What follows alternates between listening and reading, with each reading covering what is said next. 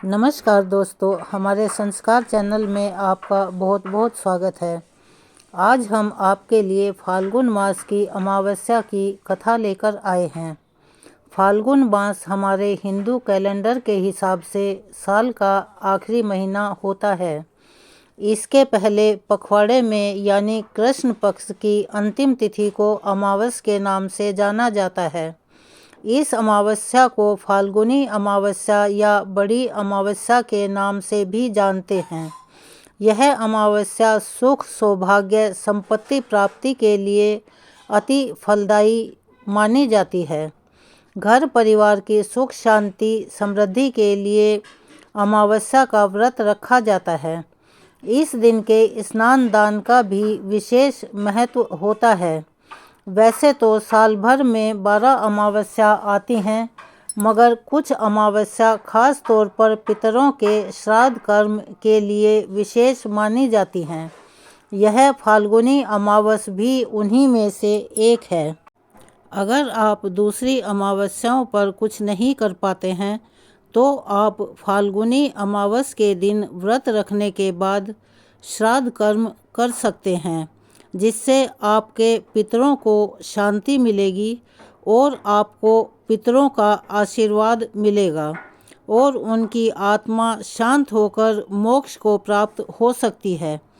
आज के दिन गंगा में डुबकी लगाने और दान करने से कई गुना फल की प्राप्ति होती है। अब आइए सुनते हैं अमावस के व्रत की पौराणिक कथा। एक साहूकार के 7 बेटे और 7 बहुएं थीं। साहूकार की एक बेटी भी थी। साहूकार के घर रोज एक साधु आता था, जिसे साहूकार की बहू भिक्षा देती थी। उस साधु को जब साहूकार की बेटी भिक्षा देने जाती थी तो वह उससे भिक्षा नहीं लेता था और कहता था कि तेरे भाग में सुहाग की रेखा है ही नहीं, सुहाग की जगह दुहाग लिखा है। लड़की को उस साधु की यह बात बहुत बुरी लगती थी। एक दिन वह अपनी माँ से रोते रोते साधु की बात बताती है। सारी बात सुनकर माँ ज्यों की त्यों अवाक रह जाती है और वह कहती है कि वह ऐसा क्यों कहता है। अगले दिन फिर साधु आता है तो साहूकारनी छिपकर बैठ जाती है और अपनी बेटी को भिक्षा देने के लिए भेज देती है।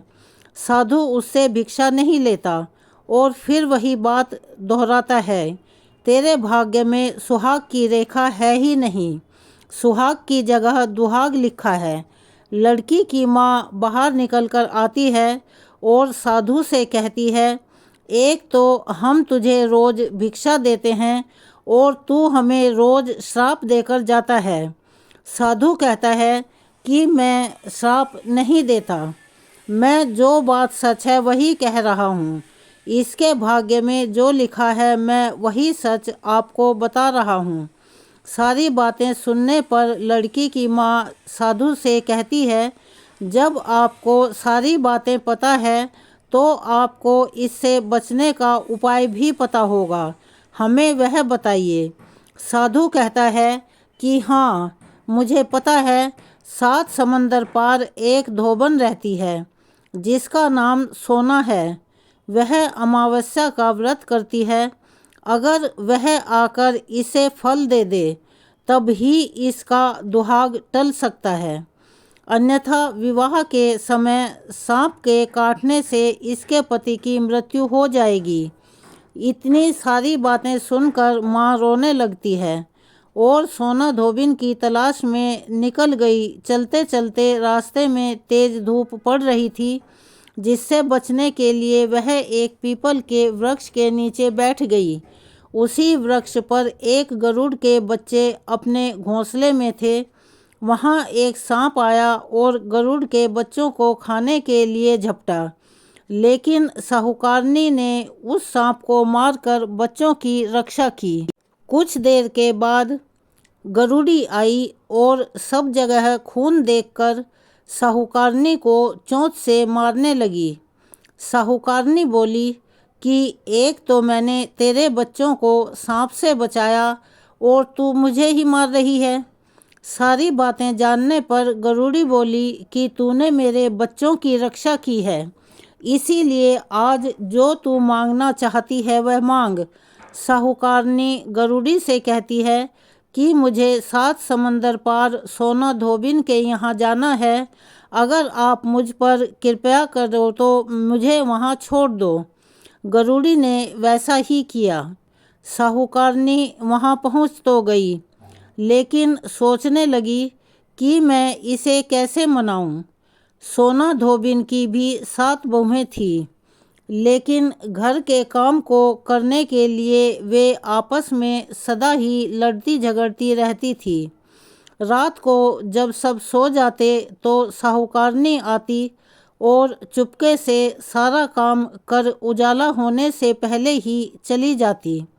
सारी बहुएं भी आपस में यही बात करती और यही सोचती कि कौन सी बहू है जो सुबह सुबह उठकर सारा काम कर देती है। लेकिन एक दूसरे से पूछने की हिम्मत किसी में भी नहीं थी। काम करने की बात सोना धोबिन ने भी देखी कि आजकल बहुएं लड़ती भी नहीं हैं और काम भी सारा हो जाता है। सोना धोबिन ने सारी बहुओं को बुलाया और पूछा कि आजकल तुम लड़ती भी नहीं हो और घर का सारा काम भी हो जाता है, यह काम सुबह सुबह कौन करता है? बहुएं सास से झूठ कहती हैं कि लड़ाई करने से क्या फ़ायदा, इसीलिए हम मिलकर काम कर लेती हैं। सोना धोबिन को अपनी बहुओं की बात पर विश्वास नहीं होता। वह रात में जाकर स्वयं सच देखना चाहती है कि कौन काम करता है। रात होने पर सोना धोबिन कहीं छिपकर बैठ जाती है कि देखो कौन सी बहू काम करती है। रात हुई तो वह देखती है कि एक औरत चुपके से घर में घुस रही है। उसने देखा कि उसके घर का सारा काम कर दिया और जाने की तैयारी में है। जैसे ही साहूकारनी जाने लगती है तो सोना धोबिन उसे रोकती है और पूछती है कि तुम कौन हो और क्या चाहती हो। साहूकारनी कहती है कि पहले तुम वचन दो तब बताऊंगी। वह वचन देती है। तब साहूकारनी कहती है कि मेरी बेटी के भाग्य में सुहाग की जगह दुहाग लिखा हुआ है, लेकिन तुम अमावस्या का व्रत करती हो तो मेरे साथ चलकर उसे सुहाग दे दो। सोना धोबिन वचन में बंध चुकी थी तो वह साहूकारनी के साथ चलने को तैयार हो जाती है।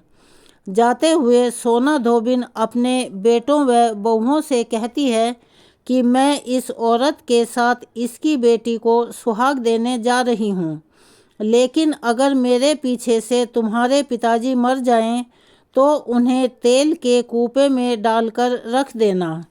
धोबिन साहूकारनी के घर पहुँच जाती है। साहूकार अपनी बेटी का विवाह करता है तो फेरों के समय सोना धोबिन कच्चा करवा दूध तथा तार लेकर बैठ जाती है।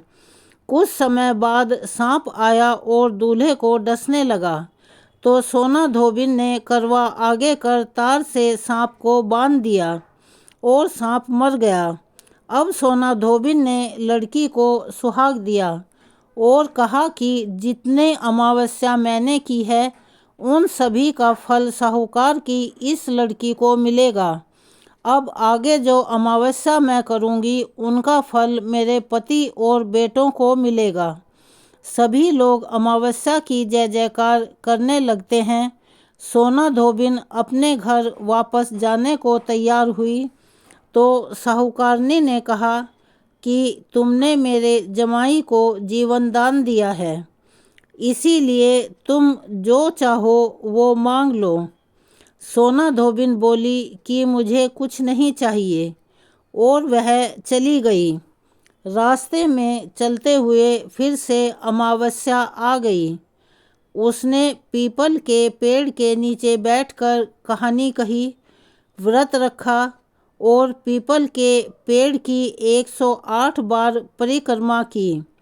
पीपल के पेड़ की पूजा के बाद वह घर आती है तो देखती है कि उसका पति मरा पड़ा है। अब रास्ते में जो अमावस्या उसने की थी उसका फल अपने पति को दे दिया, जिसके प्रभाव से वह पुनः जीवित हो गया। और सब कहने लगी कि तूने ऐसा क्या किया जो तेरा पति जिंदा हो गया। वह कहती है कि मैंने तो ऐसा कुछ नहीं किया, बस रास्ते में अमावस्या आ गई थी जिसका मैंने व्रत किया, कहानी कही और पीपल के वृक्ष की 108 बार परिक्रमा की। अब सारी नगरी में ढिंढोरा पिटवा दिया गया कि हर कोई अमावस्या का व्रत करेगा, पूजा करेगा, व्रत रखेगा, कहानी कहेगा और पीपल के वृक्ष की 108 बार परिक्रमा करेगा। हे अमावस माता, जैसा आपने साहूकार की बेटी का सुहाग दिया वैसे ही सबको देना। प्रेम से बोलो अमावस्या माता की जय। आइए सुने अमावस व्रत में सुनी जाने वाली गीता का यह महात्म्य कथा। भगवान शिव कहते हैं पार्वती पाटलिपुत्र नामक एक दुर्गम नगर है जिसका गोपुर बहुत ऊंचा है।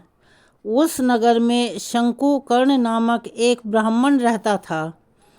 उसने वैश्यावृत्ति का आश्रय लेकर बहुत धन कमाया, किंतु ना तो कभी पितरों का तर्पण किया और ना देवताओं का पूजन ही।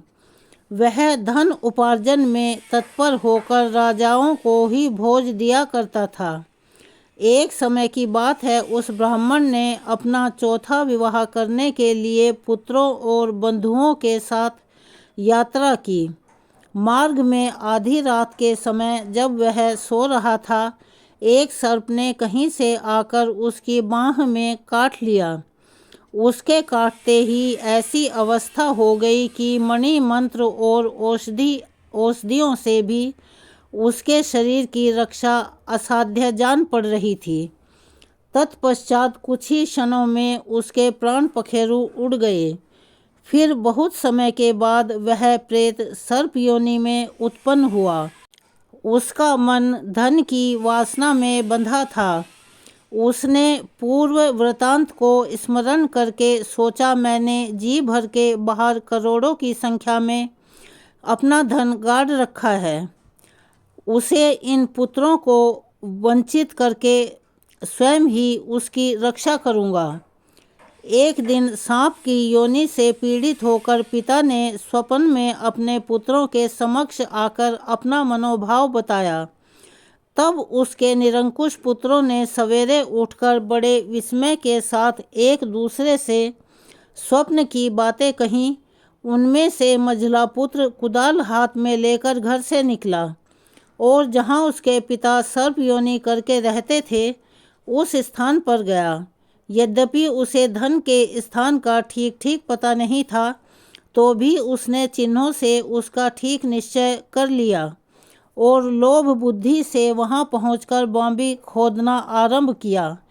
तब वह बांबी से एक भयानक सांप प्रकट हुआ और बोला, अरे मूर्ख, तू कौन है और किस लिए आया है? क्यों मेरा बिल खोद रहा है? अथवा तुझे किसने भेजा है? यह सारी बातें मेरे सामने बता। पुत्र बोला, मैं आपका पुत्र हूँ, मेरा नाम शिव है।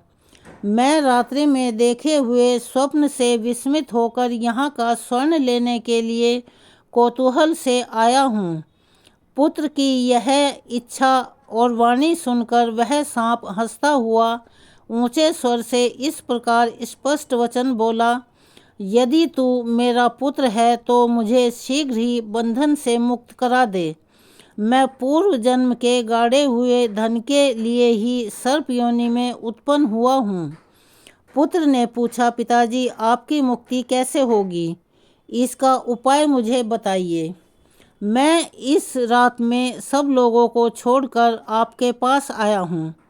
पिता ने कहा, बेटा, गीता के अमृतम सप्तम अध्याय को छोड़कर मुझे मुक्त करने में तीर्थदान तप यह भी सर्वथा समर्थ नहीं है। केवल गीता का 7वां अध्याय ही प्राणियों के जन्म मृत्यु आदि दुख को दूर करने वाला है। पुत्र, मेरे श्राद्ध के दिन 7वें अध्याय का पाठ करने वाले ब्राह्मण को श्रद्धापूर्वक भोजन कराओ।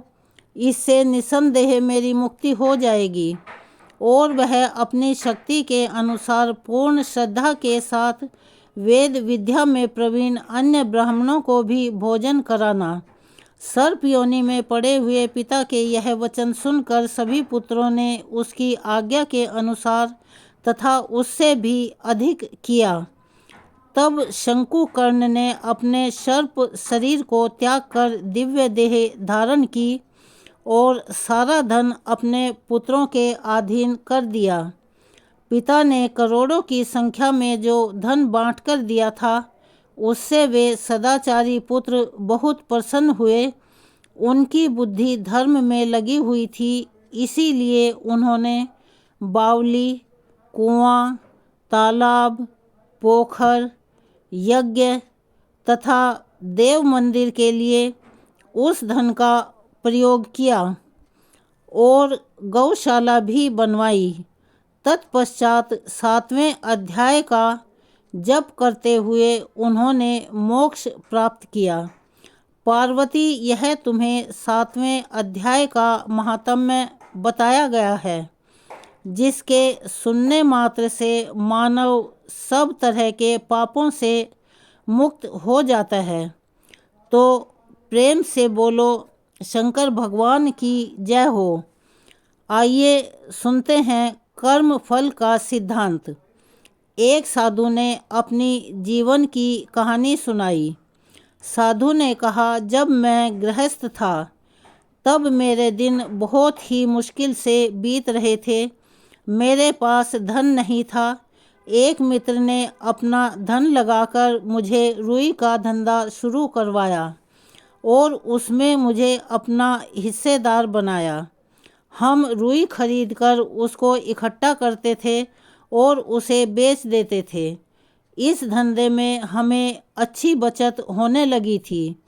एक बार हम दोनों दोस्तों को वहाँ के एक व्यापारी ने मुनाफे के 1,00,000 रुपए लेने के लिए बुलाया। जब हम रुपया लेकर वापस आ रहे थे, रास्ते में एक धर्मशाला में रात्रि गुजारने के लिए हम दोनों रुके। उस समय का 1,00,000, जिस समय का सोना 70 रुपये तोला था, मैंने सोचा 1,00,000 में से 5,000 तो मेरा दोस्त ले जाएगा। हालांकि धंधे में सारा धन उसी ने लगाया था, फिर भी मुझे मित्र के नाते आधा हिस्सा दे रहा था। तो भी मेरी नीयत बिगड़ी और मैंने अपने मन के कपट के वशीभूत होकर उसे दूध में जहर मिलाकर पिला दिया। उसके मरने के बाद उसकी लाश को ठिकाने लगाकर अपने गांव वापस चला गया। मित्र के कुटुंब वाले मेरे पास आए, तब मैंने रोने का नाटक किया और आंसू बहाए और उनको रुपए नहीं देते हुए कहा, मेरा प्यारा मित्र रास्ते में बीमार हो गया था। एकाएक उसका पेट दुखने लगा था। काफ़ी इलाज कराया, लेकिन वह हम सबको छोड़कर विदा हो गया। उन्हें लगा कि यह बड़ा ईमानदार है, मुनाफा हुआ होगा उसमें से 10,000 दे रहा है। उन्हें मेरी बात पर यकीन आ गया। बाद में तो मेरे घर में धन वैभव हो गया। उसमें से 90,000 मेरे हिस्से में आ गए थे। मैं जलसा करने लगा। मेरे घर पुत्र का जन्म हुआ। मेरी खुशी का ठिकाना नहीं रहा। जब मेरा बेटा कुछ बड़ा हुआ, वह किसी असाध्य रोग से पीड़ित हो गया। रोग ऐसा था कि उसके स्वस्थ करने के लिए डॉक्टर का बस न चला। मैं अपने बेटे को लेकर विदेश गया। बहुत इलाज कराया, पानी की तरह पैसा खर्च किया। बड़े से बड़े डॉक्टरों को दिखाया, लेकिन कोई लाभ नहीं हुआ। मेरा करीब करीब सारा ही धन नष्ट हो गया। जो मैंने अपने मित्र के साथ बेईमानी करके कमाया था। आखिर निराश होकर बच्चे को मैं वापस भारत ले आया और मेरा इकलौता बेटा, अब कोई उपाय नहीं बचा था। डॉक्टर, वैद्य, हकीम के इलाज मैंने चालू रखे। रात को मुझे नींद भी नहीं आती थी और बेटा दर्द से चिल्लाता रहता था। एक दिन मेरा बेटा बेहोश सा पड़ा था। मैं देखते देखते बहुत व्याकुल हो गया।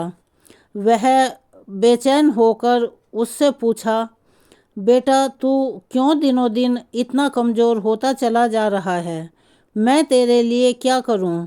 मेरे बच्चे, मैं तेरा बाप बहुत लाचार हूं। और वह आंसू बहाता हुआ, अब तो अच्छा हो जा बेटे।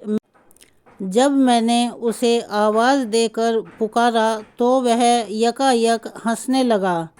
मुझे आश्चर्य हुआ कि अभी तो यह बेहोश जैसा पड़ा था, फिर अचानक कैसे इसे इतनी हंसी आ रही है। मैंने उससे पूछा, बेटा एकाएक कैसे हंस रहा है तू? बेटे ने कहा, रहने दो, हमने तो कुछ कहा ही नहीं। नहीं नहीं, बता ना क्यों हंस रहा है? मेरे काफ़ी दफ़ा पूछने पर आखिर उसने कहा, अभी और भी लेना बाकी है। मैं तुम्हारा वही मित्र हूँ जिसे तुमने जहर देकर धर्मशाला में ख़त्म कर दिया था और उसके हिस्से का सारा धन हड़प लिया था। मेरा वह धन मैं तुमसे सूद समेत वसूल करने आया हूँ। अभी तो काफ़ी कुछ हिसाब पूरा हो गया है, लेकिन अभी कुछ बाकी है। मैं आपको छुट्टी दे देता हूँ, आप भी मुझे इजाज़त दो। यह बाकी के पैसे मेरी क्रिया में खर्च कर डालना, हिसाब पूरा हो जाएगा। अब मैं चलता हूँ, राम राम। और ऐसा कहकर बेटे ने आंखें बंद कर ली और वह उसे छोड़कर चल बसा। मेरे दोनों गालों पर ऐसा थप्पड़ पड़ चुका था, सारा धन भी नष्ट हो गया था और बेटा भी चला गया। फिर मुझे अपने किए हुए पापों की याद आई तो मैं अंदर से तिलमिला कर रह गया। कोई हमारे कर्म नहीं देखता है, तब भी देखने वाला मौजूद है। यहाँ की सरकार अपराधी को शायद नहीं पकड़ेगी, तो भी ऊपर वाली जो अनदेखी सरकार है, उसकी नज़रों से कोई भी नहीं बच सकता। मैंने अपने बेटे की क्रिया करवाई और बची हुई संपत्ति अच्छी अच्छी जगह पर लगा दी। मैं साधु बन गया। कर्म का सिद्धांत अटल है। जैसे कांटे से कांटा निकलता है, ऐसे ही अच्छे कर्मों से बुरे कर्मों का प्रायश्चित होता है। सबसे अच्छा कर्म है जीवन पर ब्रह्म पर परमात्मा को सर्वथा समर्पित हो जाना चाहिए। प्रेम से बोलो, जय शंकर की, पार्वती माता की जय। अब सुनते हैं एक बड़ी ही रोचक कथा कि प्रारब्ध कर्म किसी भी प्रकार मिट नहीं सकता, वह अटल है। जो होनी है वह होकर ही रहेगी। यह घटना रावण के जीवन की है। एक बार महाराज जनक रात्रि के तीसरे पहर में सिपाहियों का भेष बनाकर घूम रहे थे। वह यह जानना चाहते थे कि मेरे राज्य में कौन सुखी है कौन दुखी है। घूमते घूमते एक जगह उन्होंने देखा कि एक माँ का 6 महीने का बच्चा अपनी माँ के स्तन को बार बार मुख में डाल रहा है, छोड़ता नहीं है। माता जब भी छुड़ाने की कोशिश करती है तब वह रोने लगता है। बालक की इस कोशिश को देखकर रास्ते से जा रही एक पतिव्रता नारी हंसने लगती है। सिपाही का भेष बनाकर घूम रहे राजा जनक ने उससे हंसने का कारण पूछा। तब वह कहने लगी, मेरे पास इतना अवकाश नहीं है जो मैं तुम्हें इस बालक और उसकी माँ की कहानी सुनाऊं। राजा ने समय ना होने का कारण पूछा। तब उस स्त्री ने जवाब दिया, आज मेरे जीवन का आखिरी दिन है। मैं नदी पर जाकर नहाऊंगी और पति के लिए जल की गागर भरकर घर पहुंचूंगी। फिर मेरे मकान की छत मुझ पर गिर जाएगी और मैं मर जाऊंगी। अंतिम समय में कुछ ईश्वर का स्मरण कर लूं, इसीलिए मुझे जल्दी जाना है। लेकिन मैं आपको इतना बता सकती हूँ कि यह लड़का और इसकी माता दोनों रावण की राजधानी में ही रहते हैं। रावण की कन्या के साथ इसकी शादी होगी। ऐसा कहकर वह चल पड़ी। राजा जनक उसके पीछे पीछे चले गए और बोले कि मैं राजा जनक हूँ। मैं तो तुमसे यह पूछना चाहता हूँ कि यह सब बातें तुम्हें कैसे पता चली कि तुम्हारे घर की छत तुम पर गिरेगी। उस स्त्री ने कहा कि मैं पतिव्रता हूँ। पतिव्रत के धर्म के प्रभाव से मैं भविष्य का सब हाल जान लेती हूँ। राजा जनक ने कहा, जब जानती हो तो उससे बचने का उपाय क्यों नहीं ढूंढती? घर जाती हो क्यों? स्त्री ने कहा, होनी अमिट है और होनी के आगे किसी का भी बस नहीं चलता। तब राजा जनक ने कहा कि राजा महाराजा देव दानव ईश्वर ब्रह्मा विष्णु शिव आदि का बस तो चलेगा, वे तो होनी को मिटा सकते हैं। उस औरत ने कहा, होनी के आगे किसी का भी बस नहीं चलता। अनेक उपाय करने पर भी होनी नहीं टलती। अगर आपको संदेह हो तो आप जाकर कोशिश करके देख सकते हैं। लेकिन राजन, मेरी आपसे ये विनती है कि अब आप मुझे ना बुलाना। राजा को यह सुनकर बड़ा आश्चर्य हुआ, लेकिन वे फिर भी उसके पीछे पीछे चलते रहे। उस स्त्री ने नदी में स्नान किया और जल की गागर भरकर वह घर की ओर वापस मुड़ी। घर जाकर उसने अपने पति को नहलाया और उसके लिए वह गागर देकर स्वयं किसी कार्य के करने के लिए घर के अंदर गई तो अचानक ही घर की छत उसके ऊपर गिर पड़ी और वह वहीं तत्काल उसके नीचे दबकर मर गई। राजा जनक को उस स्त्री के मरने का बहुत दुख हुआ, परंतु होनी के आगे उनका भी कुछ बस नहीं चला। समय पाकर उसकी बातों को याद करके वे रावण की राजधानी में पहुंच गए। रावण ने राजा जनक का बड़ा सत्कार किया और उनसे आने का कारण पूछा। तो राजा जनक ने उस पतिव्रता स्त्री की सब बातें रावण को बताई।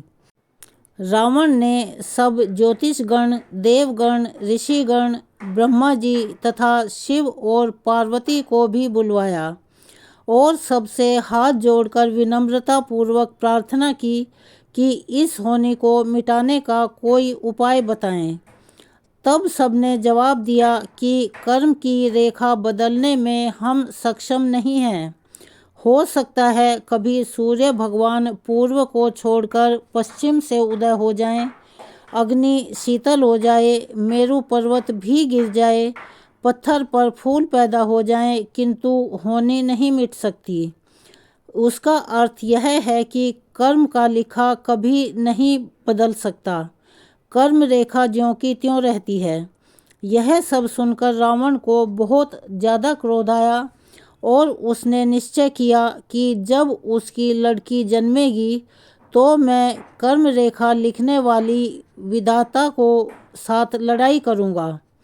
जब समय आया तो लड़की का जन्म हुआ। जन्म होने के छठी रात्रि में रावण तलवार लेकर खड़ा रहा। इतने में विधाता कर्म फल लिखने के लिए आई। रावण ने उसको पूछा कि क्या लिखोगी? उसने कहा, पहले मुझे कुछ नहीं पता, मैं नहीं जानती। जब मैं बालक के मस्तक पर कलम रखती हूँ तब अंतर्मन और अंतर्यामी जैसी प्रेरणा देते हैं वैसा ही लेख लिखा जाता है। लिखकर पीछे मैं बता सकती हूँ। रावण ने कहा, अच्छा, मेरे सामने मस्तक पर कलम रखो। उसने कलम रखी, अपने आप ही लेख लिखा गया। रावण ने कहा, पढ़कर सुनाओ। विधाता ने पढ़कर सुनाया। यह कन्या अति सुंदर, पतिव्रता, सद्गुण संपन्न व शीलपति होगी, किंतु इसकी शादी महल के उस लड़के के साथ होगी जो तुम्हारे महलों में सफाई करता है।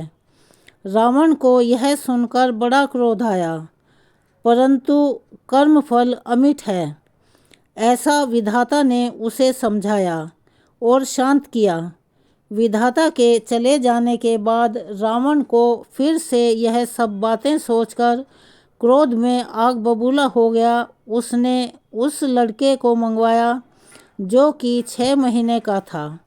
रावण ने उस बच्चे को मार डालने का निश्चय किया, परंतु सभी प्रजाजन कहने लगे, राजन, बिना अपराध के किए बच्चे को ना मारें, चाहे तो उसे अपने देश से निकाल दें। रावण ने उस बालक को जहाज पर चढ़ाकर 7 समुद्र के पार किसी जंगल में छुड़वा दिया, लेकिन उसकी निशानदेही के लिए लड़के की पैर की अंगुली कटवा दी। उस जंगल में किसी भी प्रकार की कोई बस्ती नहीं थी, अतः यह विचार किया गया कि बालक वहीं पर मर जाएगा, परंतु देव उसके रक्षक हैं, अर्थात ईश्वर से रक्षा किया हुआ बालक उस वन में भी जीता रहा।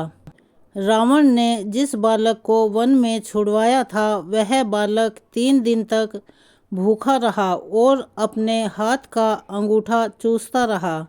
उसकी वह चूसने की पुकार ब्रह्मलोक तक पहुंची। वहां फिर कहा गया, यह बालक भूखा क्यों रह गया? ब्रह्मा जी ने विधाता को आवाज़ दी, तुम इस बालक को दूध पिलाकर और इसका पालन करो। उस बालक के लिए विधाता वहां आया करती थी तथा उसका अच्छी तरह से पालन पोषण करती और हर प्रकार की उत्तम शिक्षा भी उसे दिया करती। उसने बालक को जल पर तैरने की विद्या और जहाज बनाना भी सिखा दिया, शास्त्र विद्या भी पढ़ा दी। जब वह बालक खूब चतुर हो गया, हर कला में निपुण हो गया, तो उसकी आयु 18 वर्ष की हो चुकी थी। तब विधाता ने अपने द्वारा बनाए हुए जहाज पर बिठाकर उसे दूसरे टापू पर भेज दिया। वहाँ का राजा बिना संतान के मर गया था। राजा के मंत्रियों ने सलाह की और निर्णय किया कि जो पुरुष अमुक दिन प्रातःकाल शाही दरवाज़ा खुलते ही सबसे पहले मिलेगा, उसी को राजगद्दी पर बिठा देंगे। दैव योग से उस दिन शाही दरवाज़ा खुलने पर वही युवक सबसे पहले मिला। राजा के मंत्रियों ने उसको राजगद्दी पर बिठाकर उसका नाम देवगति रख दिया। वह विधाता से शिक्षा पा चुका था, इसीलिए प्रजा पालन में बड़ा निपुण था। उसका यश और कीर्ति चारों दिशाओं में आग की तरह से फैल गया। रावण और उसकी कन्या ने भी देवगति के बारे में सुना तथा उसका चित्र भी उनके पास पहुंच गया। जब उन्होंने उस चित्र में देवगति की सुंदरता देखी और दूतों से उसका यशोगान सुना, तब रावण को लगा कि अपनी कन्या का विवाह मैं इसी के साथ कर देता हूँ। कन्या का भी मन देवगति के पास अपने संदेश के साथ भेजा, परंतु देवगति ने शादी के लिए मना कर दिया। फिर रावण स्वयं अपनी कन्या को लेकर वहां गया और तुरंत उन दोनों की शादी करा दी। प्रसन्न होकर वह लंका में वापस आया और सब देवताओं को बुलाकर उसने कहा, आप कहते थे राजकन्या के लड़के के साथ ब्याही जा सकती है। यह सुनकर देवताओं ने कहा, आपने उस लड़के के पैर में एक निशान किया था। देवगति के पैर पर उसकी जांच करवाएं और फिर हमें बताएं। निशान देखने पर देवगति वही लड़का पाया गया तब देवताओं ने रावण को समझाया कि होनी हमेशा होकर रहती है, किसी भी विधि के विधान से उसे नहीं टाला जा सकता। इसीलिए कहते हैं कि हम कितनी भी कोशिश कर लें, लेकिन जो उस विधाता ने हमारे माथे पर और हमारे हाथ की लकीरों में लिखा है, उसे हम ना तो टाल सकते हैं और ना ही कभी बदल सकते हैं। अगर आपको हमारी यह कहानी पसंद आई हो तो प्लीज़ हमारे चैनल को सब्सक्राइब करें, ज़्यादा से ज़्यादा शेयर करें, लाइक करें, ताकि यह जानकारी और लोगों तक भी पहुंच सके। और अगर आपको हमारी वीडियो में और हमारे कहानी में कोई कमी नज़र आती है तो प्लीज़ कमेंट करके हमें बताएं, हम उन्हें सुधारने का पूरा प्रयास करेंगे। अगर आप हमारे उससे सहमत हैं तो प्लीज़ हमें सहयोग दें। धन्यवाद।